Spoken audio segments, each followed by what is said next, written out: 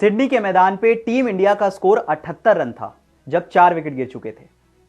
Team India जब अपनी दूसरी इनिंग्स खेल रही थी तो 78 रन पे 4 विकेट गिर चुके थे। जो केएल राहुल रोहित शर्मा की जगह ओपन करने आए थे वो भी आउट हो चुके थे।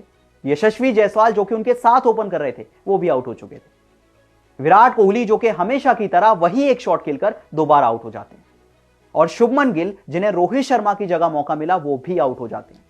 टीम इंडिया मुश्किल सिचुएशन में। सिडनी का मैदान, आप मैच में एक ऐसे मोड़ पे हैं जहां से मैच हाथ से निकल सकता है।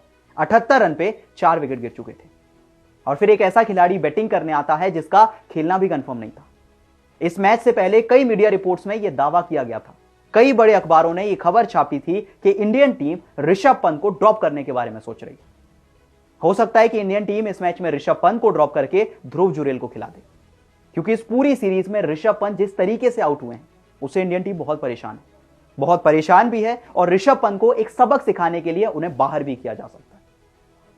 ये सारी खबरें आपने सुनी होंगी, लेकिन वही ऋषभ पंत जिन्हें बाहर करने के बारे में सोचा जा रहा था, 78 पे 4 था जब वो बैटिंग करने आए और स्कॉट बोलैंड की पहली बॉल पे छक्का लगाया, स्टेप आउट करके पहली बॉल पे छक्का लगाया और ये स्टेटमेंट दे दी पूरी ऑस्ट्रेलियन टीम को कि आप मुझे हर्ट कर लीजिए लेकिन मैं फिर आपको नहीं छोड़ूंगा। पहली इनिंग्स में बहुत हर्ट किया आपने मुझे, बहुत बॉलें मारी, मेरे हेलमेट पे मारी, मेरी बॉडी पे मारी, लेकिन अब आपकी बारी है, अब मैं आपको नहीं छोड़ूंगा। ऋषभ पंत आते हैं, स्कॉट बोलैंड की पहली बॉल पे छक्का लगाते हैं।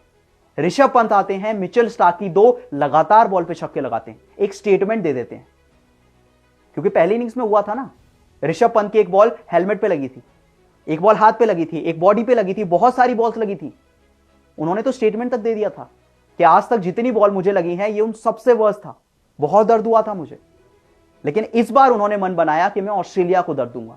उन्होंने बोलैंड को दर्द दिया, उन्होंने स्टार्क को दर्द दिया, उन्होंने पूरी ऑस्ट्रेलियन टीम को दर्द दिया।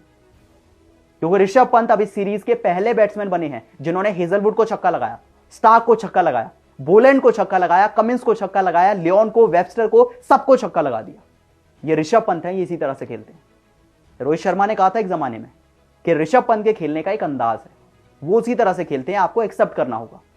कभी वो रन बनाएंगे, कभी वो रन नहीं बनाएंगे, पर वो खेलेंगे इसी तरह से। और ये भी कहना गलत नहीं है कि जो ऋषभ पंत की एक वर्स्ट सीरीज मानी जा रही है, सब कह रहे हैं कि ऋषभ पंत इस सीरीज में नहीं चले, लेकिन वो कई प्लेयर्स जिनकी ये बेस्ट सीरीज मानी जा रही है ऋषभ की, फिर भी उनसे अच्छी है।